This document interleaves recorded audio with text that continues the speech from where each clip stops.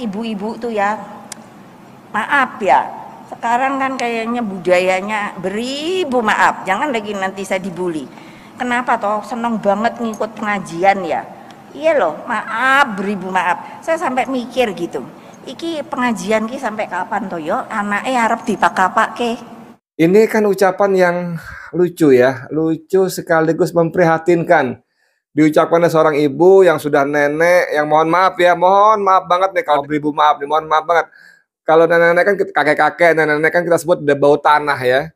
Megawati dalam rekaman tadi, "Mbok tiru saya," katanya gitu kan. Saya mau tanya kepada Mbah Mega ini, yang ditiru apanya dari sampean ini Mbah Mega? Kenapa dia pilih kata-kata pengajian gitu loh?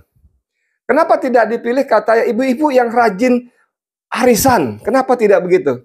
Kenapa dia tidak pilih ibu-ibu yang rajin ngerumpi bersosialita orang-orang kalangan kayanya? Akhirat itu bukan ramalan Mbah Mega. Akhirat itu salah satu dalam Islam itu rukun iman yang penting. Satu dari 6 rukun iman yang penting. Anda tidak meyakini akhirat, Anda tidak beriman dalam Islam.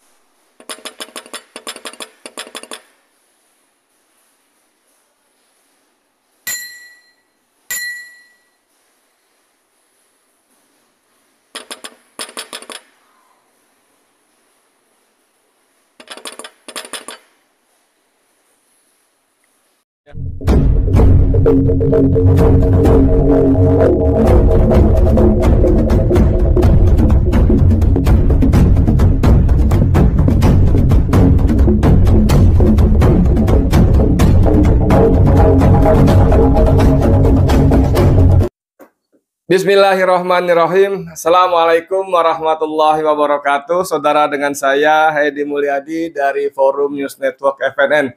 Saudara sekalian, kemarin kita dikejutkan dengan ucapan dari Ketua Umum PDIP, Megawati Soekarno Putri, ya, tentang Megawati yang menyindir ibu-ibu yang suka ikut pengajian, ya.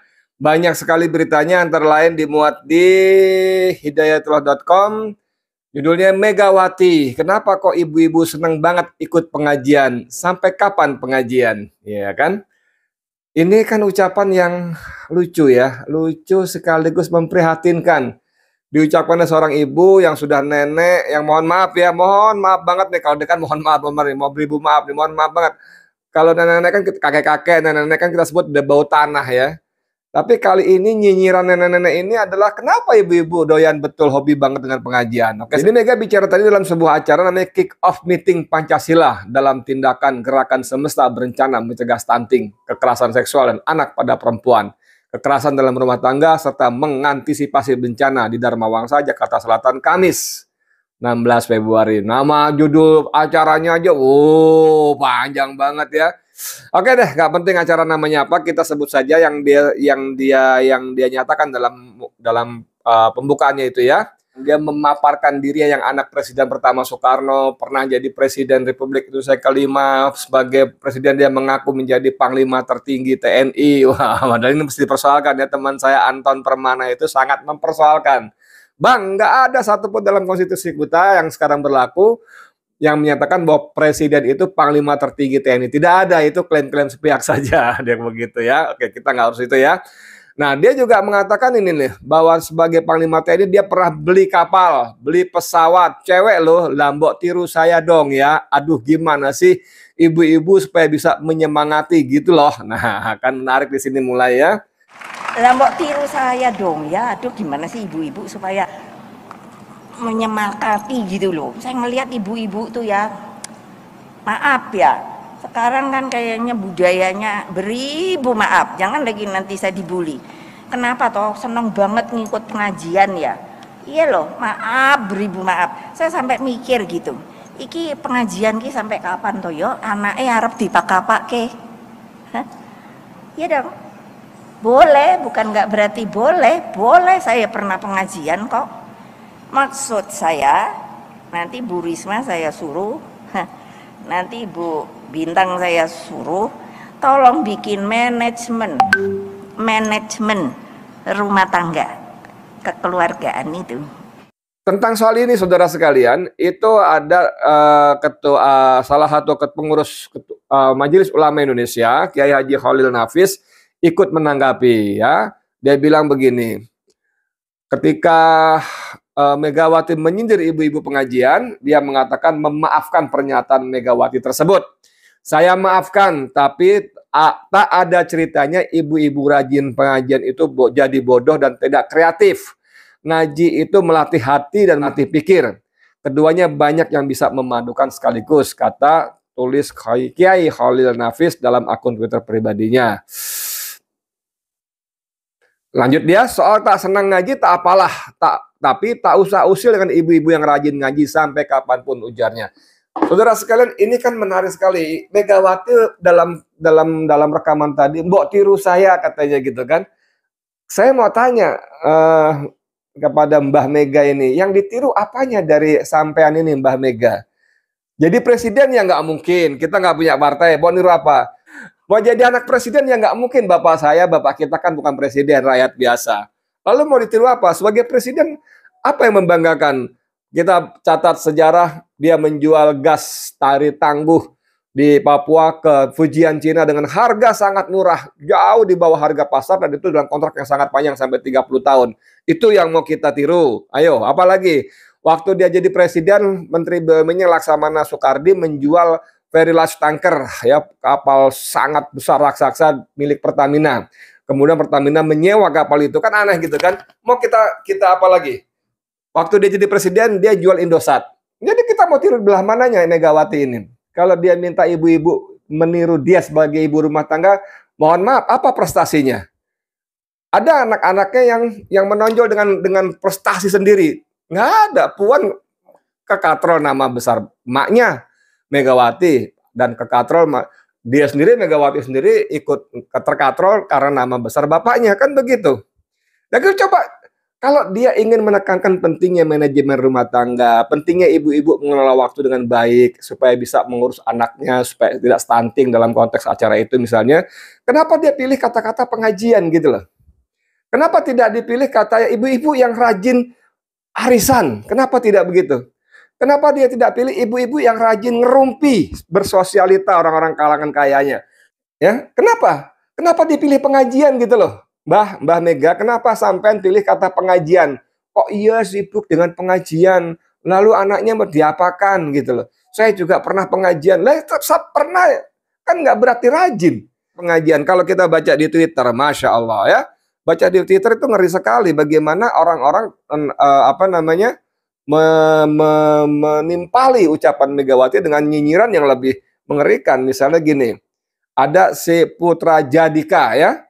Keluarga Soekarno nggak pernah pengajian, apa rumah tangganya ada yang ideal. Siapa? Mana yang ideal? Kita nggak usah ngomong Soekarno deh ya. Itu kalau kata Pak Harto dulu namanya mikul dur, mendem jero ya kan. Tapi mana yang ideal dari dia, dari keluarga itu? Tidak ada. Megawati kita tahu. Ya kan? Kita tahu lah, nggak usah disebut, kita tahu bagaimana dia punya suami sebelum Taufik Kemas, kemudian bersuami Taufik Kemas, dan terus sebagainya ya. Kita berhenti sampai di situ, kita ngomonginnya ya. Bahaya juga. Kita tahu bagaimana. Kita tahu bagaimana rumah tangganya Puan Maharani misalnya. Kita tahu bagaimana bisnis keluarganya, suaminya dapat dari mana, dapat soal bisnis migas segala macam. Emang bisa tanpa embel-embel nama Megawati ketua umum partai? Emang bisa tanpa embel-embel nama istrinya ketua DPR dan sebagainya? Lalu kita ngomongin Puan, apa prestasinya Puan? Sebagai menteri juga tidak ada. Sebagai ketua DPR rajin matiin mic ketika anggotanya menyampaikan kritik atau pendapat, interupsi dan sebagainya. Sebagai ketua DPR dan memimpin sidang-sidang paripurna pengesahan RUU begitu otoriter, sepihak, main ketok palu dan sebagainya. Apa yang dibanggakan? Apa yang harus ditiru dari seorang Megawati? Tapi kembali ke soal pengajian tadi, saya ingin bertanya ulang, Mbah Mega, kenapa pilihnya kata pengajian? Kan ada kata-kata yang lain, kata misalnya tadi arisan. Ibu-ibu kenapa sibuk arisan? Ada ibu-ibu kenapa senang jalan-jalan? Ada ibu-ibu kenapa senang ke mal-mal? Ada ibu-ibu kenapa senang ngerumpi duduk? Kalau itu mau orang kaya ya, jalan orang kaya. Orang miskin misalnya, kenapa senang duduk di depan pintu, duduk berderet-deret, cari kutu misalnya? Buang-buang waktu, anaknya nggak keurus. Kan banyak kalimat lain, Mbah Mega. Kenapa harus pengajian? Nah ini juga akhirnya seperti kata siapa nih? Rongnogo Mawarsitok. Susah banget kasih nama di Twitter ya. Ini akibatnya kalau seorang ibu nggak suka atau jarang datang ke pengajian. Puluhan tahun pimpin partai dengan cap demokrasi tapi nggak pernah diganti. Sementara banyak kader partainya yang melakukan tindak korupsi, bahkan ada yang lenyap, buron sampai sekarang belum ditemukan. Siapa lagi kalau bukan yang masuk Masiku? Ya, banyak kader partainya, baik di partainya, baik sebagai menteri, baik pada daerah, bupati, wali kota, gubernur. Apa yang harus ditiru dari seorang Megawati gitu loh. Lagi-lagi kenapa? Dan ketika kita telusuri jejak digital, ternyata kenapa Megawati berucap seperti itu, kita menjadi maklum karena apa? Karena dia memang seperti itu. Anda ingat bagaimana pidato dia dalam sebuah acara yang menyindir orang-orang yang disebutnya meramal masa depan. Dan Anda tahu meramal masa depan dimaksud adalah akhirat. Ya, ini videonya. Nih. Tidak hanya itu, mereka benar-benar anti kebenakaan kita. Itulah yang muncul dengan berbagai persoalan SARA akhir-akhir ini. Di sisi lain, para pemimpin yang menganut ideologi tertutup pun memosisikan diri mereka sebagai pembawa self-fulfilling prophecy, para peramal masa depan. Mereka dengan fasih meramalkan yang akan pasti terjadi di masa yang akan datang, termasuk dalam kehidupan setelah dunia fana. Padahal notabene mereka sendiri tentu belum pernah melihatnya. Iya kan? Iya kan? Yang notabene mereka belum pernah merasakan. Ya iyalah. Kalau merasakan ya mati duluan. Tapi akhirat itu bukan ramalan Mbah Mega. Akhirat itu salah satu dalam Islam itu rukun iman yang penting. 1 dari 6 rukun iman yang penting. Anda tidak meyakini akhirat, Anda tidak beriman dalam Islam. Kalau Mbah Mega orang Islam, mengerikan sekali. Ini coba nih ada Pak Joko ya. Pak Joko ini di Twitter ini men-tweet lagi pengajian, tapi gambarnya gambar Megawati sedang bersembahyang di pura. Jadi agamanya apa? Sebelumnya Megawati kan mengeluh disebut tidak Islami. Saya sudah 2 kali haji, umrah dan sebagainya. Ya, emang itu artinya otomatis Islami. Ucapan-ucapan Anda kan justru menyerang Islam, menyelecehkan Islam.